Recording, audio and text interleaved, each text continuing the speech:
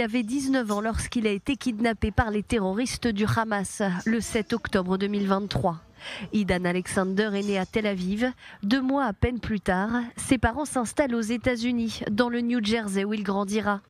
À l'âge de 18 ans, il décide de se porter volontaire pour intégrer Tsahal. Volontaire car vivant à l'étranger, il n'avait pas l'obligation d'effectuer son service militaire.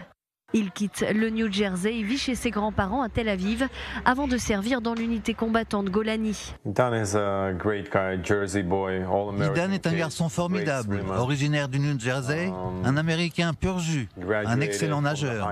Il a obtenu son diplôme d'études secondaires, comme tout le monde, et au lieu d'aller à l'université, il est parti en Israël. Il a servi dans l'armée israélienne et s'est retrouvé au mauvais endroit, au mauvais moment.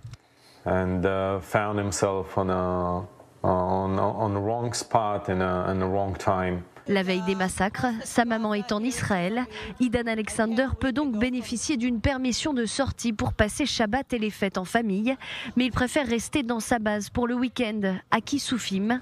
C'est là qu'il sera kidnappé par les terroristes et emmené dans la bande de Gaza. Pendant sa captivité, 2 vidéos de propagande du Hamas sont envoyées à la famille d'Idan Alexander. L'une en novembre 2024, l'autre il y a à peine quelques semaines. Cette vidéo nous a bouleversé, ma famille et moi. Si elle nous donne de l'espoir, elle montre aussi à quel point la situation est difficile pour Idan et les autres otages et à quel point il nous implore de les secourir maintenant. Idan Alexander a la double nationalité israélo-américaine. Dès le retour à la Maison-Blanche de Donald Trump, il devient un symbole et sa libération un objectif pour le président américain. Adi et Yael, je n'imagine pas votre douleur, je ne peux tout simplement pas imaginer. Mais nous sommes tous à vos côtés, nous vous soutenons et nous allons faire tout notre possible dans les plus brefs délais. Nous travaillons d'arrache-pied pour sauver votre fils, nous avons des nouvelles qui arrivent, bonnes et mauvaises, mais nous travaillons d'arrache-pied. Idan Alexander aura passé 584 jours dans l'enfer de Gaza.